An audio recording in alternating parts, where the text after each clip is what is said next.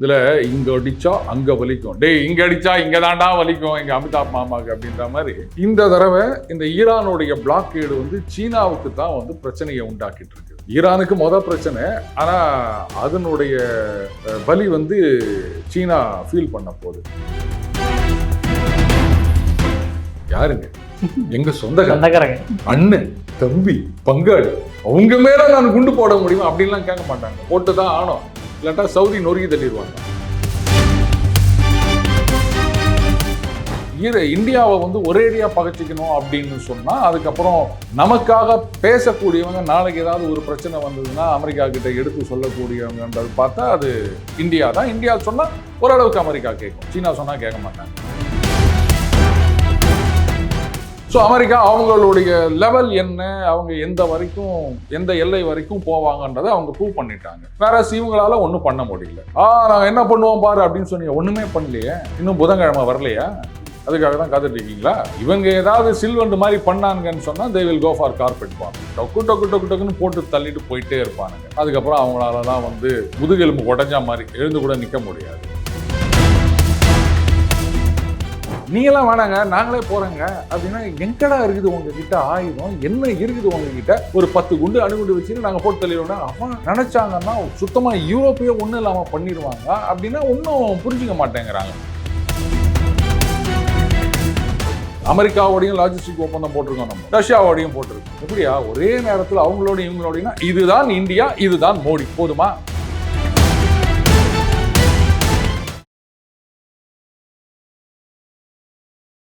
இளைய பரந்தர்களுக்கு வணக்கம். இன்னைக்கு நம்ம நேர்களில் நம்ம சிறப்பு விருந்தினர் ரஷ்யன் ஏஜென்ட் AK 007 தான். சார் வணக்கம் சார். வணக்கம் விக்ரம். என்ன சார் ஸ்ட்ரெயிட் ஃபார்மர்ஸ் வச்சு விளையாடிட்டு இருக்காங்க? காலையில ஓபன் பண்றாங்க, மத்தியானம் க்ளோஸ்ன்றாங்க, மறுபடியும் சண்டை பண்றியா, மறுபடியும் நான் ஓபன் பண்றேன்றாங்க. என்ன சார் பிரச்சனை அவங்களுக்கு? சரி, அது மூடி தானே இருந்தது. முதல்ல ஈரான் மூடினாங்க, அப்புறம் ட்ரம்ப் சொன்னாரு நீ என்ன மூடுறது நான் மூடுறேன் அப்படின்னாரு. அப்புறம் அதை திறக்கிறேன்னு சொன்னது யாரு? Foreign minister.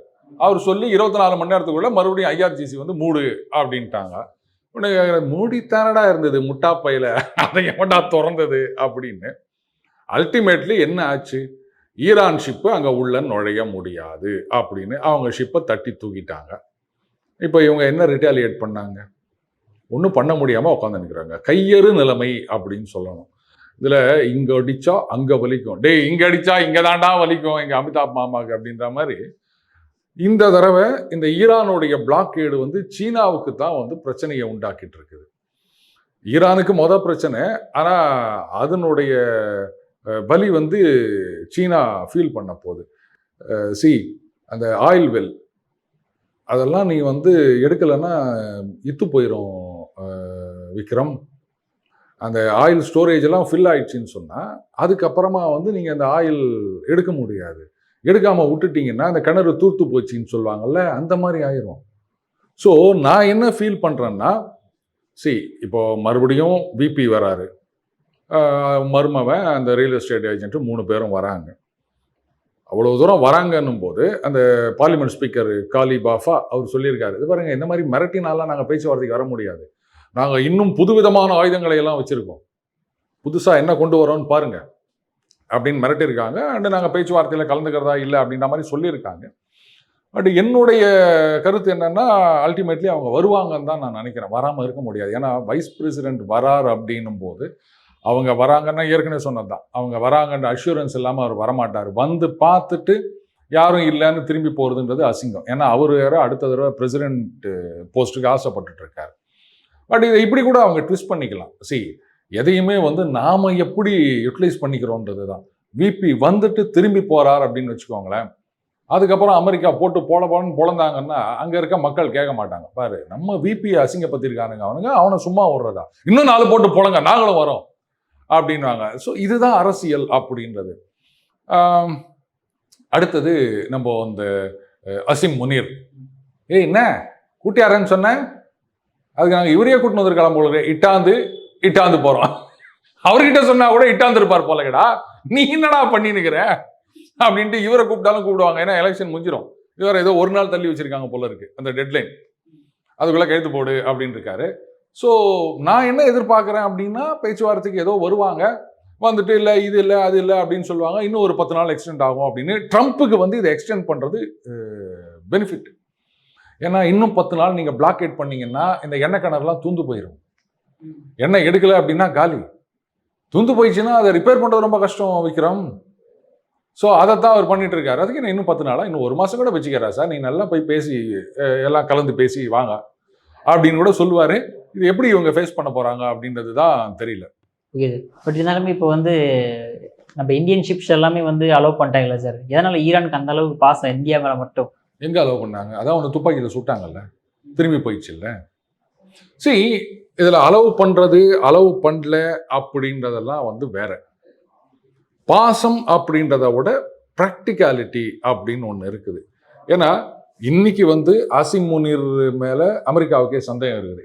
இந்த ஆள் வந்து டபுள் ஏஜென்ட்டா வேலை பார்க்குறாரோ, இங்கேயும் சொல்லிக்கின்னு அங்கேயும் சொல்லிக்கின்னு ஏதோ ஊடாடுறார் அப்படின்னு அவங்க ஒரு சந்தேக கண்ணோட தான் பார்க்குறாங்க. நம்பர் 1.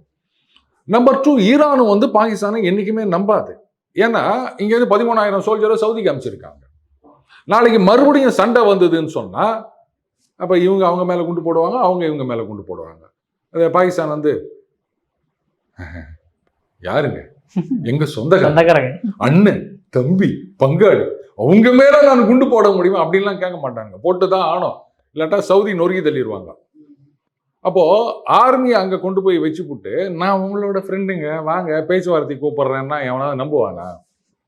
ரொம்ப அசிங்கமா ஒன்று சொன்னாங்க ஆசிம் முனீர் வந்து அந்த லெட்டர் எடுத்துட்டு போனதுக்கு. அதை நான் சொல்ல விரும்பல. அப்போ ஒரு பயா மீடியாவா சீனா வந்து அமெரிக்கா நம்பாது, அண்ட் சீனா டைரக்டா களத்துல இறங்காது பேச்சுவார்த்தைக்கு வரேன் அப்படின்னு சொல்லிட்டு. ஏன்னா அசிங்கப்பட்டு போயிடுவாங்க.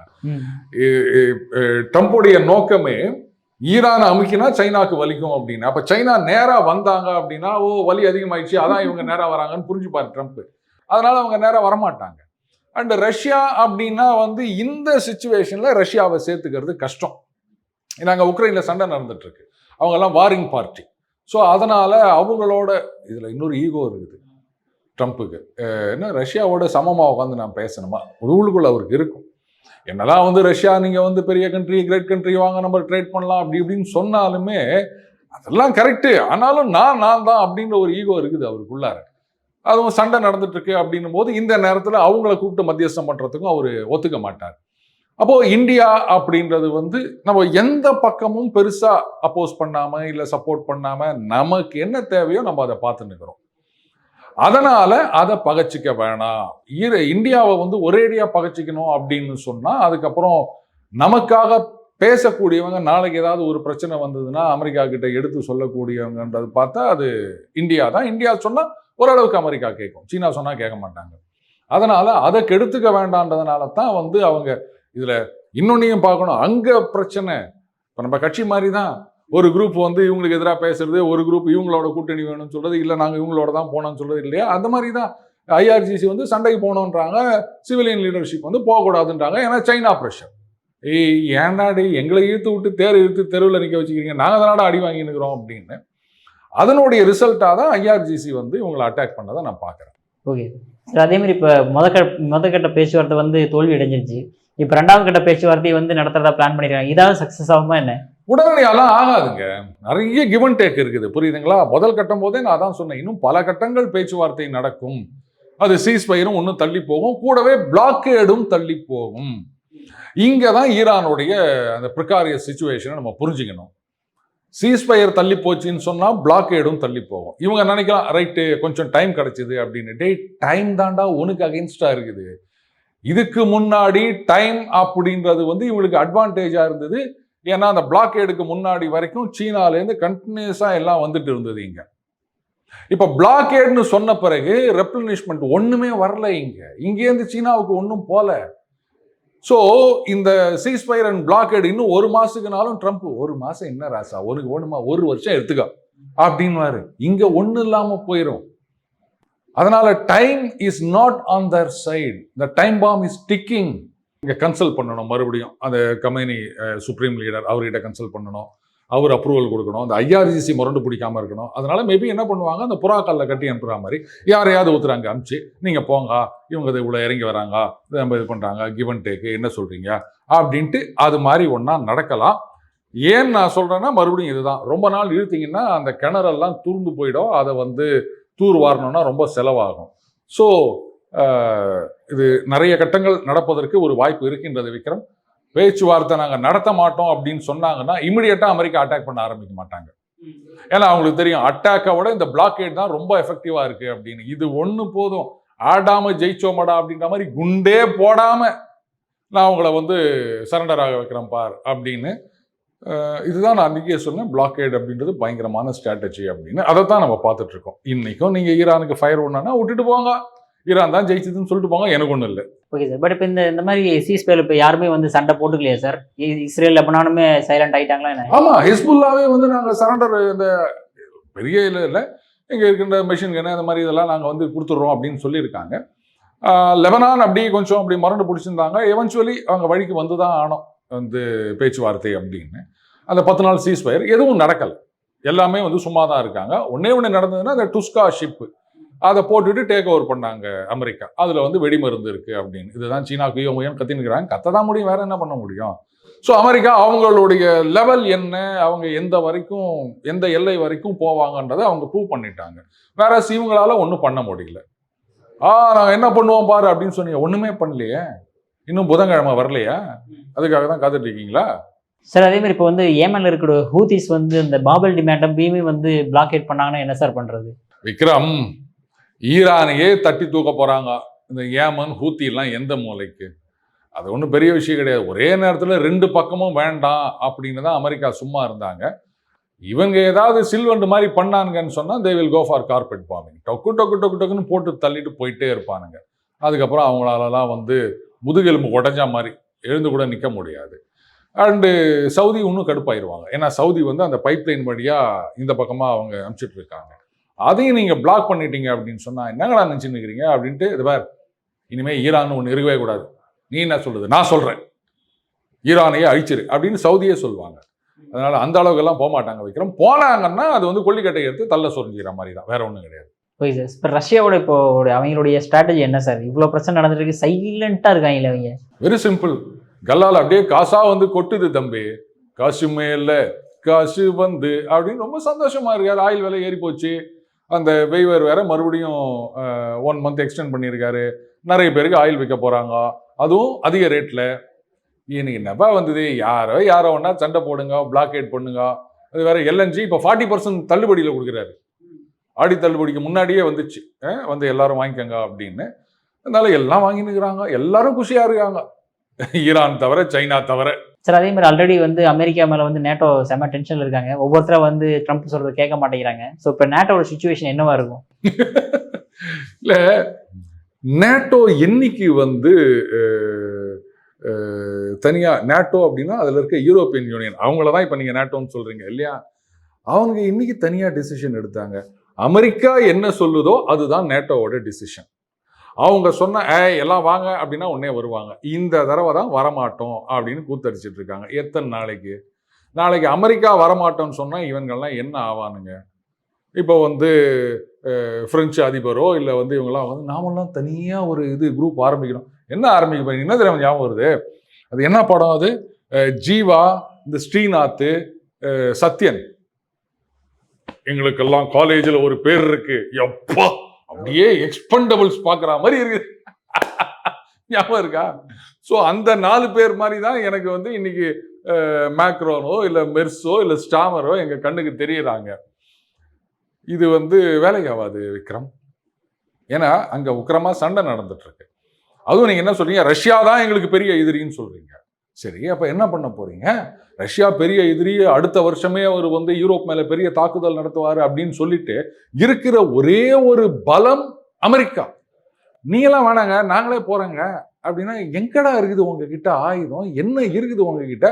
ஒரு 10 குண்டு அணுகுண்டு வச்சுன்னு நாங்கள் போட்டு தள்ளிடுவோம்னா அவன் நினைச்சாங்கன்னா சுத்தமாக யூரோப்பையே ஒன்றும் இல்லாமல் பண்ணிடுவாங்க அப்படின்னா ஒன்றும் புரிஞ்சுக்க மாட்டேங்கிறாங்க. இது நடுவில் இந்தியா ரஷ்யாவுக்கு நடுவில் அந்த ரீலோஸ் அப்படின்ற அந்த லாஜிஸ்டிக் இது கிட்டத்தட்ட 3000 பேர் வந்து நாம் அங்கே நிறுத்திக்கலாம், அவங்க நிறுத்திக்கலாம். அவங்க போர்ட்டு நமக்கு ஆக்சஸ் இருக்குது, நம்ம போர்ட்டு அவங்களுக்கு தேவைன்னா ஆக்சஸ் கொடுத்துக்கலாம். முக்கியமாக ஆர்டிக்ல இதுதான் வந்து கேம் சேஞ்சர். ஏன்னா இன்னும் சில வருடங்களில் வந்து அந்த இப்போ வந்து ஆர்டிக்ல அந்த ஐஸ் பிரேக்கர்னு இருக்குது, அது ரஷ்யா கிட்ட தான், அவங்க தான் கிங் அதில். ஸோ அதை வச்சு தான் அவங்க போக்குவரத்து. பட் அது வந்து உருகிடும், அங்கே ஒரு வாட்டர் வே வரும் அப்படின்னு, நார்தன் வே அப்படின்னு சொல்கிறாங்க. அது வந்துருச்சுன்னா நீங்கள் ஊரை சுற்ற வேண்டிய அவசியம் கிடையாது, மிகப்பெரிய ட்ரேட் ரூட் ஆயிரும். ஆக்சுவலா ட்ரம்ப் வந்து கிரீன்லாண்டை தட்டி தூக்கணும்னு சொன்னதுக்கு காரணமே அதுதான். அங்க ரஷ்யன் டாமினேஷன் வந்துடக்கூடாதுன்னு. இந்த விளக்கண்ணைங்களுக்கு அது புரியல. இதை ஓப்பனா வேற சொல்லிட்டு இருக்க முடியுமா? டேய், சைனா வந்து உட்காந்து நிற்கிறான்டா கிரீன்லாண்ட்ல, உங்களுக்கு யோசிக்க வேணாமா, அவன் ஏன் இங்க வரான் அப்படின்னு.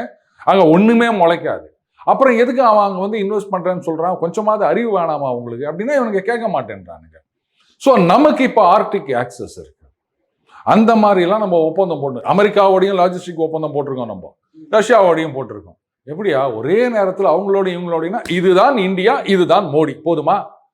விளக்கெண்ணெய்ங்க ஒன்னா ஆஹா அவர் தோத்து போயிட்டார் இது போயிட்டான்னு சொல்றான். அவங்களெல்லாம் வந்து கருத்து குருடர்கள். இந்த மூளை அப்படின்றத வந்து இந்த ஆம்லெட் மாதிரி ஃப்ரை பண்ணி தின்னு புட்டு சுத்திட்டு இருக்க ஜந்துக்கள் அப்படின்னு தான் எடுத்துக்கணும் விக்ரம். ஆனா சார், ராகுல் காந்தி அவர்கள் சொல்லும் போது கூட சொல்றாரு, வந்து தமிழ்நாட்டுக்கு வந்திருக்கும் போது ட்ரம்ப் அவர்கள் மோடி குதிக்க சொன்னா குதிப்பாரு, குட்டிக்காரன் அடிக்க சொன்னா குட்டிக்காரன் அடிக்குவாரு அப்படின்ட்டு. இல்ல இந்த தண்டால் எடுக்கிறது, பஸ்கி எடுக்கிறது, நீச்சல் அடிக்கிறது, அது என்னது, வெங்காயம், தயிர், இதெல்லாம் அண்ணன் தான் பண்ணி நிற்கிறாரு. தமிழ்ல ஒரு பழமை சொல்லுவாங்க, அந்த மாதிரி இவர் என்ன பண்றாரோ அதை வந்து மற்றவங்க மேல குறை சொல்லி நிற்கிறாரு. பார்க்குறவங்களுக்கு தெரியும். உண்மையா அறிவோட யோசிக்கிறவங்களுக்கு நாம இனி எந்த நிலைமைக்கு உயர்ந்திருக்கோம் அப்படின்னு தெரியும். எல்லாருமே ராகுல் மாதிரியே இருந்தாங்கன்னா இப்படித்தான் தெரியும். நீங்க எப்படி இருக்கீங்கன்றதை நீங்களே முடிவு பண்ணிக்கங்க. Okay sir. சார், உங்க அற்புதமான கருத்துல இளையபிரடம் வந்திருக்கு. மிக்க நன்றி சார். நன்றி விக்ரம்.